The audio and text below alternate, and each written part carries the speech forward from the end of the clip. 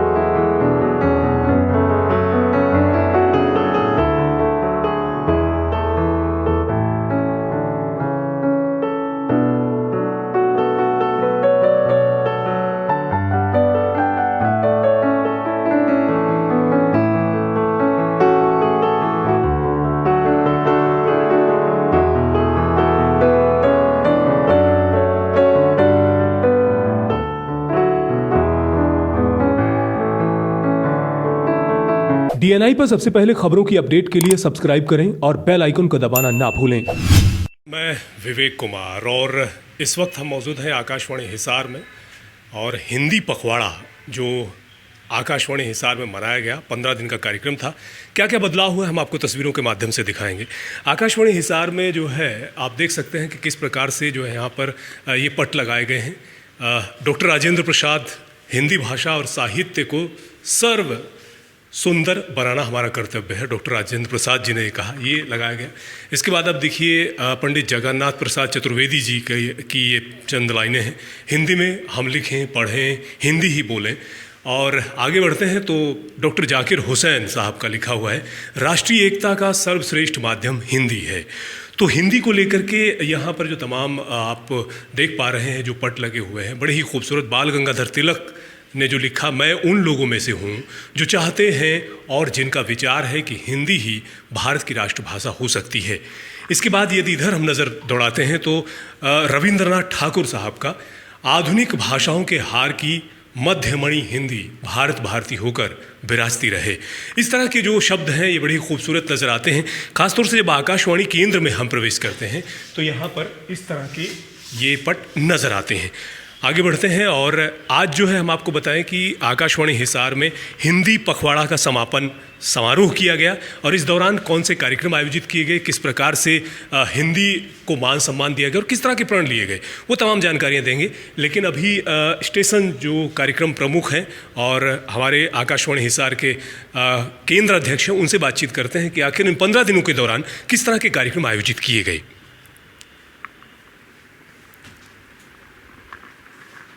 Sir, सबसे पहले बताएं कि 15 दिनों तक जो ये पखवाड़ा मनाया गया, किस तरह के कार्यक्रम, क्या क्या हिंदी भाषा को लेकर के आप लोगों ने आयोजित किया।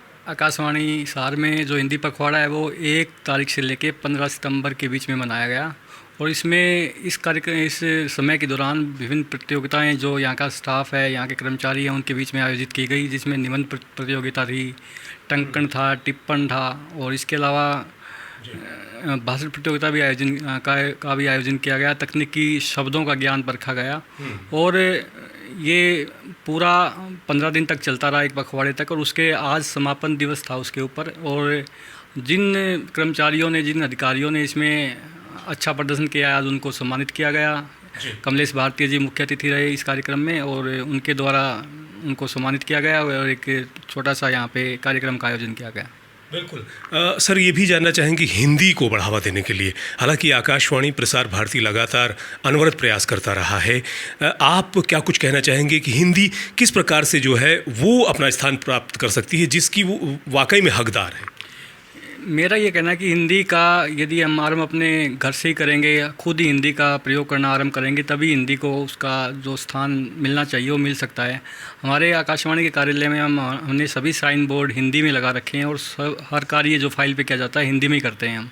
हिंदी में ही हम अपने हस्ताक्षर करते हैं और आज हमने प्रण लिया है कि जो भी साइन बोर्ड आगे लगेंगे सारे हिंदी में रहेंगे और अपने फ़ोन में जो भी अब नाम सेव किया जाएगा आगे हिंदी में ही हम सेव करेंगे। ये हमने सभी कर्मचारियों ने आज प्रण लिया है और हम हिंदी की उन्नति के लिए और इस भाषा को जन जन तक पहुँचे इसके लिए पूरा प्रयास करेंगे आकाशवाणी की तरफ से। जी, तो हिंदी पखवाड़ा का समापन कार्यक्रम जो आयोजित किया गया आकाशवाणी केंद्र में, चलिए आपको वो तमाम तस्वीरें दिखाते हैं और वो कार्यक्रम किस प्रकार का रहा इस पर अपनी प्रतिक्रिया जरूर दीजिएगा। डीएनआई पर सबसे पहले खबरों की अपडेट के लिए सब्सक्राइब करें और बेल आइकन को दबाना ना भूलें। दिवस प्रत्येक वर्ष 14 सितंबर को मनाया जाता है। 14 सितंबर 1949 को संविधान सभा द्वारा ये निर्णय लिया गया था कि हिंदी केंद्र सरकार की आधिकारिक भाषा होगी। हिंदी के विषय में भारत के प्रथम प्रधानमंत्री श्री जवाहरलाल नेहरू ने एक बहुत सुंदर बात की थी। उन्होंने अपने उद्बोधन में कहा था कि हिंदी एक जानदार भाषा है और इसका जितना ज़्यादा प्रसार होगा ये उतना ही बढ़ेगी। आज के संदर्भ में अगर हम हिंदी भाषा की दशा के ऊपर बात करें, उसकी स्थिति के ऊपर बात करें, तो ये ठीक है कि पहले इसका प्रचार प्रसार जितना नहीं होता था, आज हिंदी जो है वो बहुत ज़्यादा मात्रा में लोग उसका उपयोग करते हैं, लेकिन जितना होना चाहिए उतना हो नहीं पाता। इसके कई कारण हो सकते हैं। मेरे विचार में जो मैं समझता हूँ, हिंदी का प्रचार और प्रसार तभी होगा जब हम इसकी जो शुरुआत है वो अपने घर से करेंगे। जब तक हम इस तथ्य को नहीं समझेंगे कि हर जो चीज़ होती है वो अपने घर से ही बढ़ती है, फैलती है, तो हम सभी का जो प्रयास होना चाहिए वो ये होना चाहिए कि हम अपने बच्चों को बजाय अंग्रेज़ी माध्यम के जो बड़े बड़े विद्यालय हैं उनमें पढ़ाने के, जो सरकार द्वारा विद्यालय खोले गए हैं जहाँ हिंदी का माध्यम है, उन्हें हम वहाँ पढ़ाएं। क्योंकि ये धारणा गलत है कि प्राइवेट स्कूल जो है वो गुणवत्ता के आधार पे ज़्यादा सक्षम होते हैं और सरकारी स्कूल के जो विद्यालय होते हैं वहाँ जो छात्र हैं उन्हें गुणवत्ता रूपी जो शिक्षा है वो प्रदान नहीं की जाती। अगर हम इसका प्रयोग करेंगे तो कोई बात नहीं है कि इसका प्रचार प्रसार जो है वो आगे बढ़ेगा। कमियां अभी भी बहुत हैं। जैसे अगर हम अपने कार्यालय की बात करें या कार्यालय की बात करें तो भारतीय प्रशासनिक सेवा के जितने भी अधिकारी हैं वो ऊपर बैठे हुए हैं और ज़्यादातर जो काम होता है वहाँ मंत्रालयों में भी, दुर्भाग्य है हमारा ये कि सॉफ्टवेयर जो बनाए गए हैं वो पूर्णतया हिंदी में अभी विकसित नहीं हुए हैं और न चाहते हुए भी हमें जो है वो अंग्रेज़ी भाषा में जो है वो उनका उत्तर देना पड़ता है, क्योंकि अगर हम हिंदी का प्रयोग करेंगे तो वो निरर्थक साबित हो जाएगा। तो कि मिटा दे अपनी हस्ती को अगर मर्तबा चाहे कि दाना खाक में मिलकर गुले गुलजार होता है। इन्हीं पंक्तियों को अगर हम अपने हृदय के अंदर आत्मसात करेंगे और हिंदी भाषा के बारे में सोचेंगे तो मेरा मानना ये है कि हिंदी दिवस मनाने की हमें ज़रूरत ही नहीं पड़ेगी। हिंदी दिवस हम क्यों मनाते हैं? क्योंकि हिंदी के प्रति जागरूक किया जाए, इसका प्रचार प्रसार किया जाए, लोगों को समझाया जाए कि इसकी महत्ता क्या होती है। लेकिन जब हम समझ जाएंगे, सब कुछ समझ जाएंगे। 1949 से लेके आज तक कितना अरसा हो गया है। 1953 से ये हिंदी दिवस मनाना शुरू हुआ था, आज 2021 है। हर साल हम वही चीज़। अगर हम रूस को देखते हैं, अगर हम चीन को देखते हैं, तो वो उनका राष्ट्रपति है, उनका प्रधानमंत्री है, वो लोग अपनी मातृभाषा में, अपनी राष्ट्रभाषा में बात करते हैं। उनके सामने अगर अमेरिका का राष्ट्रपति भी खड़ा हुआ हो, जो बहुत ज़्यादा ताकतवर है, वो वहाँ अंग्रेज़ी नहीं बोलते, वो दुभाषिया होता है, वो दुभाषिया उन्हें समझाता है, लेकिन वो अपनी मातृभाषा को नहीं छोड़ते, अपनी माँ को नहीं छोड़ते, अपनी माँ का हमेशा हर जगह पे सम्मान करते हैं। आबादी की दृष्टि से हम विश्व की महाशक्ति हैं, कोई दो राय नहीं है। लेकिन हम क्या करते हैं? हाँ, ये ठीक है, अटल बिहारी वाजपेयी हो या हमारे माननीय प्रधानमंत्री श्री नरेंद्र मोदी हो, सुषमा स्वराज जी हो, इन्होंने संयुक्त राष्ट्र संघ में हिंदी का मान बढ़ाया है, ऐसी बात नहीं है। लेकिन अभी भी बहुत कुछ करने की ज़रूरत है। अकेला चना भाड़ नहीं फोड़ सकता। श्री राकेश मलिक, जो कि एसडीओ हैं स्थानीय बीएसएनएल हिसार के कार्यालय में, उन्होंने भी यहाँ अपनी गरिमामयी उपस्थिति जो है वो दर्ज कराई है। ये हमारे लिए बहुत सौभाग्य की बात है कि ये अपने बहुत कठिन समय में, जो इनका होता है, बड़ा व्यस्त समय होता है इनका, इन्होंने कुछ पल इस अवसर के लिए जो है वो हमारे कार्यालय को समर्पित किए हैं। बहुत गौरव का विषय है ये। आकाशवाणी परिवार की ओर से मैं केंद्राध्यक्ष श्री पवन कुमार जी से अनुरोध करूंगा कि वो मुख्य अतिथियों के स्वागत में 2 शब्द कहें।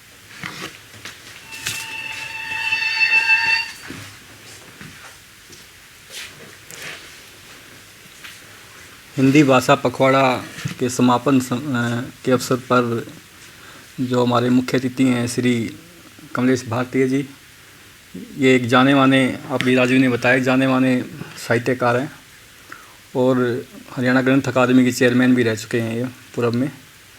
और इन्होंने इतना कीमती समय में से हमारे बीच में उपस्थित हो गए, हमें बड़ा गौरवान्वित किया है। मैं आकाशवाणी की सार की तरफ से इनका हार्दिक धन्यवाद करता हूँ। ये क्या है, इनका स्वागत करता हूँ बहुत ज़्यादा। और राकेश मलिक जी हैं, ये बीएसएनएल में एसडीओ हैं और ये भी इनके साथ आए हैं भारत संचार निगम से, तो इनका भी स्वागत है बहुत बहुत।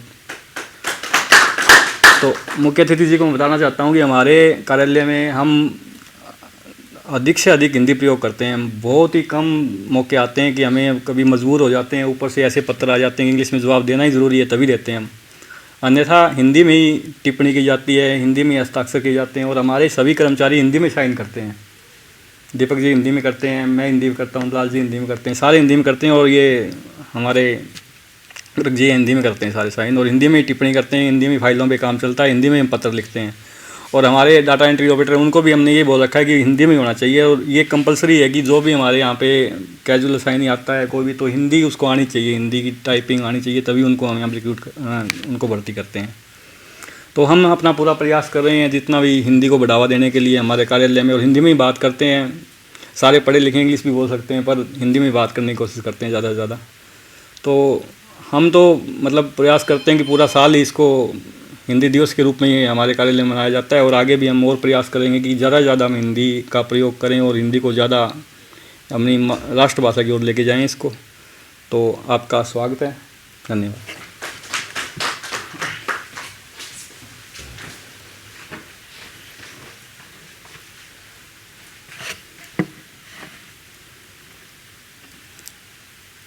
अब मैं आमंत्रित करना चाहूँगा श्री दीपक हुड्डा जी को, जो कि हमारे यहाँ कार्यक्रम अधिशासी के पद पर आसीन है, कि वो यहाँ आकर, मंच के ऊपर आकर, प्रसार भारती आकाशवाणी के मुख्य कार्यकारी अधिकारी ने जो हिंदी पखवाड़े पर संदेश दिया है उसके बारे में बताएं।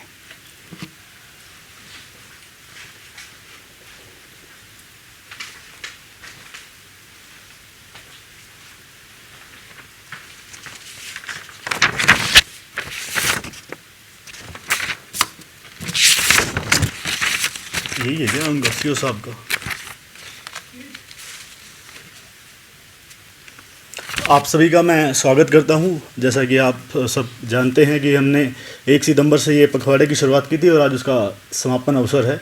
और इस अवसर पर हमारे साथ कमलेश भारती जी मुख्य अतिथि के रूप में पधारे हैं। आपका फिर से मैं स्वागत करता हूं भारती जी, धन्यवाद हमारे बीच में आने के लिए। और हम सभी अपने विचारों से, हिंदी के प्रति अपने विचारों से, अपनी सोच से प्रथम दिवस पर ही, मतलब इसका आगाज़ के साथ ही हम अब रूबरू हो गए थे कि जितना भी कर्मचारी थे सब ने अपने अपने विचार रखे कि इसको बढ़ाने के लिए, हिंदी को बढ़ावा देने के लिए क्या किया जा सकता है। तो आज तो हम ज़्यादा से ज़्यादा मौका जो देना चाहेंगे भारती जी को देना चाहेंगे कि ये हमें बताएंगे, इनका कार्यक्षेत्र रहा है सारा, ये है कि हम और क्या कर सकते हैं इस स्तर पे, अपने कार्यालय के स्तर पर। तो ये अपील है हमारे सीओ साहब की, जो कि एक प्रतिज्ञा हमने लेनी है, मैं उसको पढ़ता हूँ।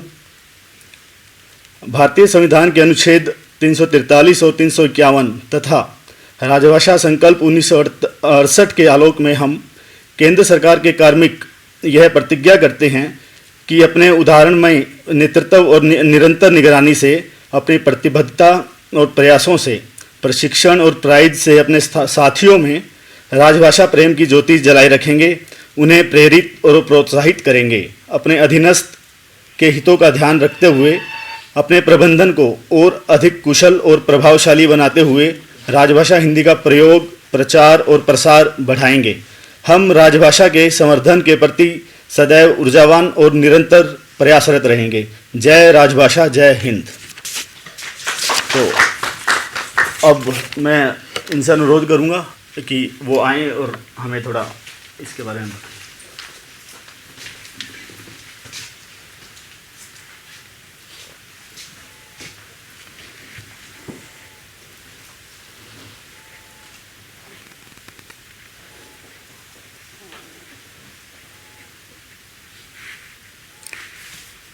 मेरा ये सौभाग्य है कि मैं आप लोगों के बीच हूँ। पवन कुमार जी ने और आपने मिलकर मुझे यहाँ आमंत्रित किया। आकाशवाणी से मेरा नाता बहुत पुराना है। जब मैं मात्र बीए प्रथम वर्ष में पढ़ता था तब पहली बार आकाशवाणी जालंधर के युववाणी कार्यक्रम में मैंने अपना प्रोग्राम दिया और मुझे पहला जो चेक मिला वो 13.5 रुपये का था। और वही व्यक्ति इतने सालों बाद 1500 रुपये का कलाकार वहाँ बन गया। उसमें मैंने जो अनुभव किया है आकाशवाणी वाले लोगों के बीच रहकर कि वे आपका उच्चारण सुधारते हैं। हो सकता मेरा उतना उच्चारण आज भी ना सुधरा हो, लेकिन उनकी कोशिश बहुत रही कि इस युवा व्यक्ति का, इस युवक का जो कॉलेज से आता है, इसका उच्चारण सुधारा जाए और कार्यक्रम कैसे देना है ये भी सिखाते थे। आज वो महिला रश्मि खुराना, आप नाम जानते होंगे, इंग्लैंड में हैं, 27 को वापस आ जाएंगी, अपने बच्चों के पास हैं। उन्होंने बहुत मेहनत की। जब भी मैं जाता इस तरफ आने से पहले उस तरफ मुझे समझाती कि देखो कमलेश, कि जब आप माइक के सामने जाते हो तो आपकी अदा कुछ और होनी चाहिए। जब माइक के बाहर हो तो कोई बात नहीं, कोई फर्क नहीं पड़ता, लेकिन माइक के आगे जाने से पता चले ये व्यक्ति कुछ और है, इसके अंदर कुछ और है। और पंजाबी में भी समझाती थी। वो पंजाबी के गाना है, उसमें बहुत अच्छा है, 2 पैर घट तुरना, 2 कदम कम चलना, पर चलना मटक दे नाल। 2 शब्द कम बोल लेना कोई बात नहीं, लेकिन जो बोलना अच्छा बोलना। तो ये उनके टिप्स मेरे बड़े काम आते हैं, उन्हें हमेशा याद करता हूँ। कल मुझे राजकीय महाविद्यालय में बुलाया गया था और मैंने कोशिश की थी, क्योंकि वहाँ थोड़ा लंबा भाषण करना था। वो एक प्रकार से जैसे प्राध्यापकों की आदत है कि वो शरद जोशी ने बहुत अच्छा व्यंग्य कहा है कि प्राध्यापक के मन में एक घंटी फिट होती है और वो 45 मिनट से पहले बजती नहीं। कि अगर किसी प्राध्यापक को बुलाओगे तो 45 मिनट से कम बोलेगा ही नहीं, चाहे आप कुछ कह लो। जी हमारे पास समय कम है, आप थोड़ा कम बोलना, आकाशवाणी के हम इतने लोग हैं, हम कैसे आपको सह पाएंगे। वो फिर भी धीरे धीरे बोलता ही जाएगा और आखिर आपको 45 मिनट तक खींच कर ले जाएगा। तो कल मेरी वैसी जिम्मेदारी थी कि 45 मिनट तक तो खींचना है। आज यहाँ वैसी जिम्मेदारी नहीं है, बड़ा सरल सा काम है। बल्कि मैं एक हंसी की बात जरूर कहा करता हूँ कि किसी बहुत अच्छे, जो बहुत बढ़िया वक्ता था, मैं तो नहीं हूँ, उससे पूछा किसी मेरे जैसे पत्रकार ने, पत्रकार तो हुई मैं सामने, कि आप इतना अच्छा कैसे बोल लेते हैं। कहते कोई ख़ास बात नहीं है, जब मैं आता हूँ ना अपनी पत्नी को साथ लेकर आता हूँ, उसको सामने बिठा लेता हूँ। अब वो जैसे ही देखती है भी अब इसने काफ़ी बोल लिया और इसको अब वो आसपास देखती कोई सुनने वाला नहीं है, फिर वो इशारा करती कि अब इसको, जैसे आप इशारा बाइंड अप कर लो। तो मेरा इतने राज है, हर सफल व्यक्ति का इतने राज है, उसके पीछे एक अनुशासित पत्नी होती है जो उसको जीवन में, घर में, बाहर नियंत्रित करती है कि काफ़ी हो गया, अब छोड़ो इन सबको। तो ऐसे बहुत अच्छी बातें हैं। हाँ, आज मेरे मन में एक संकल्प जरूर आया, यहाँ जब राजीव जी बोल रहे थे, कल मैं भी वहाँ बहुत कुछ कह के आया हूँ। भाई जैसे आप बाज़ार में जाते हैं, मेरा ख्याल है बहुत कम दुकानें होंगी, कम प्रतिशत दुकानें जहाँ हिंदी में लिखा गया हो। वह दुकानदार भी अंग्रेजी में लिखवाता है जिसको अंग्रेजी आती ही नहीं, स्पेलिंग भी गलत होते हैं, वो चेक नहीं करता, बोर्ड लगवा देता है रौब डालने के लिए। एक तो ये बहुत ज़रूरी बात है कि हम अपने जो साइन बोर्ड हैं बाज़ारों में वो हिंदी में लिखवाने की कोशिश करें। ख़ास तौर पर जैसे जो हिंदी भाषी प्रदेश है वहाँ, अब पंजाब है वहाँ पंजाबी में लिखवाते हैं, और भाषाओं में भी लोग लिखवाते जहाँ जहाँ राज्य हैं। लेकिन हमें जहाँ हिंदी भाषी प्रदेश है, कोशिश होनी चाहिए कि हम दुकानदारों को प्रेरित करें, भाई आप अपना बोर्ड हिंदी में लगवाओ। ऐसे मैंने कल वहाँ भी कहा था कि भाई हम अपने घरों के बाहर जो अपनी नेम प्लेट लगाते हैं, अपनी जानकारी देते हैं, वो भी आप गौर करोगे ज़्यादातर अंग्रेजी में होती है। तो मैंने खुद भी कोशिश की, मेरा तो घर का जो बोर्ड है वो हिंदी में ही है, पर जो मैंने ध्यान यहाँ आकर एक क्लिक हुई बात मन में, एकदम छठी इंद्री ने कहा कि जो हम अपने मोबाइल्स पर नाम फीड करते हैं वो अंग्रेजी में ही करते हैं। आज मैंने यहीं बैठे बैठे एक संकल्प लिया कि धीरे धीरे करके मैं इन नामों को एडिट करके हिंदी में कर लूँगा। ये खुद मैंने सोचा, आप भी कर सकते हैं। हिंदी का प्रयोग बचपन से ही, मैं बता रहा हूँ कि पंजाब का होने के बावजूद, विवेक ने मेरा इंटरव्यू भी लिया था, यहाँ भी बताया था, मूलतः मैं पंजाब का हूँ, पंजाबी हूँ, मेरे बोलने से भी थोड़ा थोड़ा वो पंजाबी लिपट कर आ जाती है। लेकिन मेरा जन्म ऐसे परिवार में हुआ जो आर्य समाजी था। मेरे ननिहाल आर्य समाजी हैं, थे और शायद रहें आगे। होशियारपुर में मेरा जन्म हुआ और वहाँ जब भी हम जाते थे, छुट्टी, गर्मियों की छुट्टियाँ बड़ी लंबी होती थी, हम और मासी के बच्चे जाते थे, तो हमें हवन यज्ञ किए बिना सुबह नाश्ता नहीं मिलता था। फिर वहाँ आप सब लोग जानते हो आर्य समाज का बहुत बड़ा शोध केंद्र है, विश्वेश्वरानंद शोध संस्थान, वहाँ भी ले जाया जाता था। बाद में थोड़ा बड़ा होकर जब मैं लिखने लगा तो मेरी रचनाएं वहाँ की जो विश्व प्रसिद्ध पत्रिका विश्व ज्योति में भी प्रकाशित होने लगी। मैं संपादकों से भी जाके मिलता था, उनसे मिलना मिलाना होता था, तो मेरी रचनाएं वहाँ भी प्रकाशित हुई। तो मैं ये भी कहता हूँ कि मेरी माँ ने, जो हम तख्ती वाले बच्चे हैं सारे आप, जिन्होंने तख्ती पर लिखना सीखा था, मेरी तख्ती पर पंजाबी का ऊड़ा आड़ा नहीं लिखा था, का खा गा लिखा था, और उसी से मुझे प्यार हो गया। और मुझे जब मैं हिंदी लिखता हूँ अपनी माँ का चेहरा और उसका समर्पण, उसका त्याग, उसकी मेहनत भी याद आती है कि कैसे उसने मुझे स्कूल से आते ही मेरी फट्टी तैयार करके वो लिख देती थी, का खा गा घा, अब इसको लिखो, तो नीचे मैं लिखता था। तो मुझे लोग पंजाब में भी पूछते हैं, यार तो हिंदी वाला कैसे हो गया? पंजाब में जन्म लिया, पंजाब का खाया पिया, मिट्टी अन्न जल सब लिया। अरे मैं कहा हिंदी पंजाब वाले के लिए कोई विरोधी थोड़े भाषा है, हमारे देश की भाषा है, राष्ट्र भाषा है। सारी भाषाएं पहले संस्कृत फिर हिंदी से ही तो निकली हैं, तो उससे विरोध किस बात का। इन्होंने भी उदाहरण दिया कि दक्षिण के लोग हम मानकर चलते हैं कि हिंदी का विरोध करते हैं, लेकिन हिंदी के जो सितारे हैं, कितने सितारों के आप नाम ले लो, वो शुरू से शुरू हुए, बैजंती माला से लेकर 20 रोजा देवी और लोग, जया प्रदा आ गई, रजनीकांत आ गया, कमल हासन आ गया, कितने आप सब जानते हो। उन्होंने आकर पैसा कहाँ कमाया?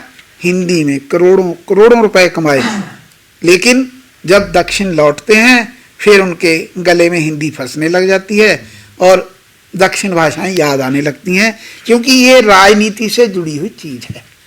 तो जब हम भाषा को राजनीति से जोड़ देंगे तो उससे नुकसान ही होगा। हमने ऐसे ही पंजाबी भाषा को राजनीति से जोड़ा, पंजाब हरियाणा अलग हो गए।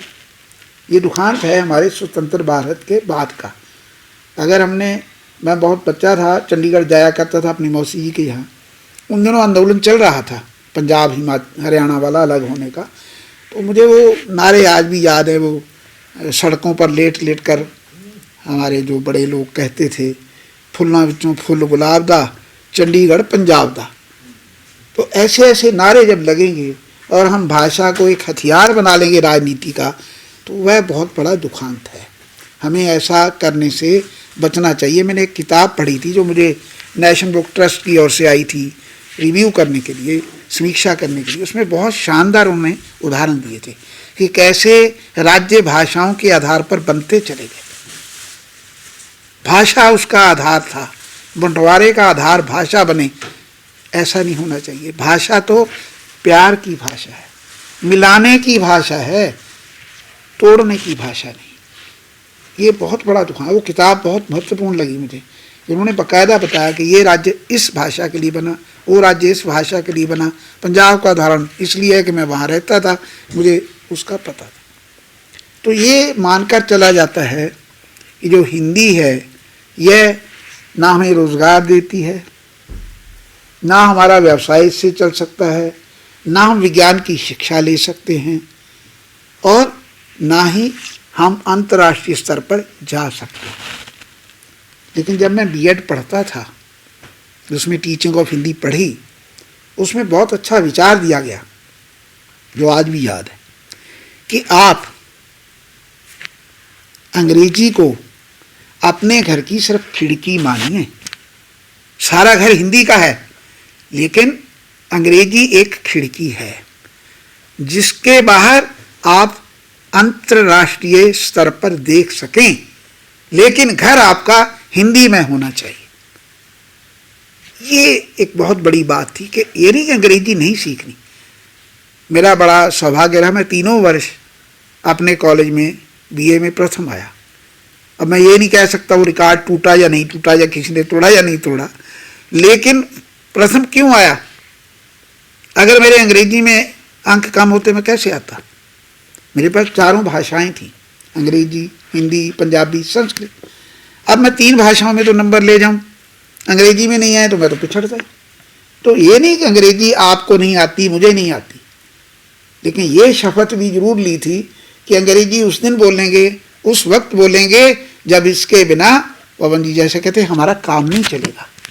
अब सॉफ्टवेयर बन जाएगा तो हम हिंदी शुरू कर लेंगे, पर जब तक नहीं बना तब तक हमारी मजबूरी है, और मजबूरी का नाम तो हम कह नहीं सकते कौन है, आपको पता है। तो ये जो चीज़ें हैं, मैंने वहाँ भी बताया, जो 2 प्रमुख लोग थे जिनके कारण हिंदी प्रचलित हुई, महात्मा गांधी और स्वामी दयानंद। महात्मा गांधी के सत्य के प्रयोग किताब और उनका अखबार नवजीवन, जिसने हिंदी को प्रचलित किया। स्वामी दयानंद का सत्यार्थ प्रकाश और सत्य के प्रयोग महात्मा गांधी की 2 किताबें आज भी हर साल लाखों लाखों छपती हैं और देश विदेश में पढ़ी जाती हैं। वो हिंदी का प्रचार है। जवाहरलाल नेहरू के जो किताबें हैं, इन्होंने उदाहरण दिया जवाहरलाल नेहरू जी का भी, जवाहरलाल नेहरू जी की किताबें भी उतनी ही पढ़ी जाती हैं। उसके ऊपर आपने देखा सीरियल भी बने, भारत की खोज। वो क्या थे कि अपनी बेटी के नाम, जब वो नैनी जेल में बंद थे, खत लिखे गए थे। एक पिता ने अपनी पुत्री को जेल में बैठकर पढ़ा दिया। कितना बड़ा वो व्यक्ति होगा, कितनी उसकी वो दूरदृष्टि होगी कि मैं बच्ची के पास नहीं हूँ, उसको मैं पढ़ा सकूँ, अपना समय दे सकूँ। उन्होंने ऐसे ऐसे खत लिखे जो आप भारत की खोज के रूप में देख सके। इन लोगों ने हिंदी को पढ़ाया। महात्मा गांधी जी का तो उदाहरण है, गुजराती होने के बावजूद उनको अच्छी हिंदी लिखनी नहीं आती थी। बीएड में ही हमने देखा, हमें दिखाया गया, वो एक नहीं लिख पाते थे, एक को लिखते थे अ के ऊपर ए, अ एक, एक ऐसे लिखते थे। तो धीरे धीरे उन्होंने पहले अपनी हिंदी सुधारी, फिर देश की हिंदी सुधारी, क्योंकि वे इतना जानते थे कि अगर सारे देश को मैंने स्वतंत्रता आंदोलन में साथ लेना है तो हिंदी ही वह भाषा है जो सारे देश को, लोगों को जोड़ सकती है। इसके अलावा भारतेंदु हरिश्चंद्र ने जो काम किया, तब तो ब्रज भाषा ज़्यादा चलती थी, हिंदी तो शुरू होने लगी थी। उन्होंने, क्योंकि वह बहुत अमीर आदमी थे, पूरी लेखक मंडली बनाई। और भारतेंदु उनका नाम नहीं है, अगर आपको पता हो। भारतेंदु उनको मिली हुई उपाधि है, उनका नाम तो हरिश्चंद्र ही है। उन्होंने जो इतना काम किया, इसके लिए उन्हें लोगों ने उपाधि दी भारतेंदु। वो भारतेंदु इसलिए है कि उन्होंने हिंदी के लिए बहुत काम किया है, नाटक लिखे। इसीलिए उनकी जो एक पंक्ति है वो हिंदी के लिए बहुत प्रचलित है, निज भाषा उन्नति अहे। हमारी भाषा वह उन्नति करे तब देश उन्नति कर सकता है। इस तरह के उदाहरण अनेक हैं। कितने कवियों ने योगदान दिया, मैथिली गुप्त, महादेवी वर्मा, जयशंकर प्रसाद, कितने लेखकों ने हिंदी को कैसे लोगों के बीच लोकप्रिय किया। और आज भी नए लेखकों में जो उदाहरण हैं, जो नए युग के उदाहरण हैं, काका हाथरसी ने अपनी हास्य कविताओं से ही इतना लोकप्रिय किया। सुरेंद्र शर्मा हमारे हैं, उन्होंने अपने हास्य कविताओं से कितनी उनकी वीडियो, कितने उनके ऑडियो कितने बिके हैं। प्रचलित किसको कर रहे हैं? हिंदी को। लोकप्रिय हिंदी होती है। वो भी हमारे साथ मेरा सौभाग्य था, वो हिंदी में हरियाणा साहित्य अकादमी में उपाध्यक्ष थे, मैं हरियाणा ग्रंथ अकादमी में उपाध्यक्ष था। तो हमें वहाँ मिलने का बहुत अवसर मिला, उनके बारे में जानने का मौका मिला। तो इस तरह से काफ़ी आगे जब बढ़ते हैं, अब विज्ञान की बात आई कि विज्ञान की भाषा नहीं है। हालांकि अब +2 तक लोग मैंने देखे हैं, बच्चे हिंदी माध्यम से भी विज्ञान पढ़ रहे हैं और किताबें उपलब्ध हैं। ग्रंथ अकादमी मेरा काम भी यही था कि हिंदी में हम अच्छी पुस्तकें, चाहे वो किसी भी विषय की हों, कॉलेज की हों, स्कूल की हों, उस स्तर की तैयार करवा के दें। तो किताबें हिंदी में तैयार करवाने का काम ग्रंथ अकादमी के पास था। और हमने हिसार के जो जीजेयू के 2 प्रोफेसर की हिंदी में किताबें प्रकाशित की थी मीडिया पर, मनोज दयाल जी अभी हैं और वंदना पांडे की। तो ये काम भी है, ये काम अकादमियों ने करना है, हमने मिलकर करना है। कोई लिखेगा, विवेक कल लिख देगा, इसकी छाप देंगे। तो ये काम हम लोगों ने मिलकर ही करना होता है। तो विज्ञान की भाषा क्यों नहीं है? मैंने कल भी कहा था, आज भी कहता हूँ। जब राकेश शर्मा अंतरिक्ष पर पहुँच गए और इंदिरा गांधी ने पूछा अंतरिक्ष से भारत कैसा लग रहा है, तो जवाब आपको पता है ना, सारे जहाँ से अच्छा हिंदुस्तान हमारा। हिंदी में जवाब दिया था। आज तो गाने में लिख दिया आई लव माई इंडिया, ये तो नहीं कहा था। सारे जहाँ से अच्छा हिंदुस्तान हमारा। तब भी हिंदी बोली, अंतरिक्ष में जाकर भी। आज अगर चांद पर भी जाकर बस जाएंगे तो हिंदी ही बोलेंगे। इसलिए हिंदी इतनी लोकप्रिय है। आंकड़े कुछ भी दिए जाते रहें, अंग्रेजी के बाद अगर कोई लोकप्रिय भाषा है देश विदेश में, वो हिंदी है। हिंदी को जैसे हम कई चीज़ें मानते हैं, कि फेक आंकड़े दिए जाते हैं, इसके फेक आंकड़े भी देते हैं ताकि इसको दबाया जाए, नीचे रखा जाए। तो हिंदी को हम लोग यही कहते हैं कि हिंदी नहीं सिर्फ एक भाषा है। हिंदी नहीं सिर्फ एक भाषा है, ये भारत माता के माथे की बिंदी है। ये बिंदी है। ये कन्याकुमारी से लेकर, कश्मीर से लेकर कन्याकुमारी तक हिंदी बोली जाती है। ये मुहावरा तो सुना था, लेकिन मैंने बोली जाती है ये खुद जाकर भी देखा। मुझे अवसर मिला 3 साल पहले कन्याकुमारी तक जाने का। एक रेल यात्रा चलती पंचकुला से, उसका नाम ही यही है भारत दर्शन। वो 11 दिन के लिए चलती है, एक साथ आपको जाना पड़ेगा और 11 दिन के हिसाब से वो मतलब एक दिन के 1,000 मतलब 11,000 रुपये पहले जमा करवाते। बाकी सारा प्रबंध उनका ही है, रेल उनकी, कहीं रुकना है वो भी उनके होटल्स, और आपने बाहर जा कर कुछ खाना बना वो भी खिलाते हैं। तो इतनी मतलब सुविधाजनक यात्रा अचानक मेरे से हुई। तो कन्याकुमारी तक, रामेश्वरम तक, मदुरई तक, तिरुपति बालाजी मंदिर तक जो मैंने देखा, महसूस किया, और मैं कलाम जी का घर भी देखने गया रामेश्वरम में, उनका गांव भी देखा, धनुषकोटी। वो मूलतः तो धनुषकोटी के थे, लेकिन वहाँ इतना बड़ा समुद्र का जो ज्वार भाटा आया था कि वहाँ पर बोर्ड लगा है, वहाँ कोई भी आवास बनाया ही नहीं जा सकता। उनका जो रेलवे स्टेशन है वो आज भी, जिसे हम बोलते हैं भगन अवस्था में, टूटी फूटी अवस्था, जीर्ण शीर्ण, सिर्फ निशानी है कि यहाँ रेलवे स्टेशन हुआ करता था। तो वहाँ से उनको फिर रामेश्वरम आना पड़ा। वहाँ जैसे हम लोग सुनते हैं कि उनके चाचा जी अखबार की एजेंसी चलाते थे, अखबार पे उनके लिए अखबार बांटने लग गए। उनका घर भी देखा।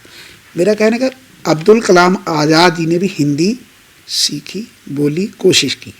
रामेश्वरम हो, कन्याकुमारी हो, मदुराई हो, रोजगार की भाषा है। हम लोग जो वहाँ गए 650 लोग, वो हिंदी बोलते थे और वो नहीं कह सकते थे हमें हिंदी नहीं आती। हिंदी में उन्होंने अपना रोजगार पैदा किया, हमें अपना सामान बेचा। रोजगार की भाषा हिंदी है।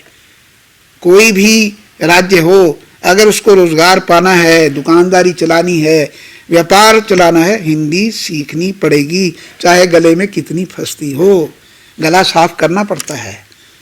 मन बता देता है हिंदी नहीं सीखेगा रामेश्वरम में कैसे रोजगार कमाएगा, कन्याकुमारी में कैसे रोजगार पाएगा। वो पीछे पीछे जब घूमते, नारियल ले लो, तो अब आती ना हिंदी आपको, आम ले लो, नारियल ले लो, वो हिंदी आती है। लेकिन राजनीति वाले उनको कहते हैं इनको हिंदी नहीं आती। ये बार बार दुखांत कहता हूँ। मेरा ख्याल आप लोगों के लिए काफ़ी है, क्योंकि आप वो लेक्चर वाले बच्चे नहीं हैं। मेरे से ज़्यादा परिपक्व लोग हो, मेरे से ज़्यादा समझदार लोग हो। जितनी बातें मैं बताऊंगा वो सबको आपको आती हैं। पर एक संकल्प जैसे मैंने ले लिया, आप भी ले लेना कि अब जब आपका फ़ोन आए तो आपका नाम मुझे हिंदी में आए, मेरा भी नाम आपके पास हिंदी में आए।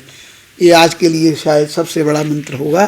तो मित्रों, एक बात मैंने कही थी और याद भी है कि राजनीति में, देश में हमारे सफल होना है तो हिंदी भी आनी चाहिए।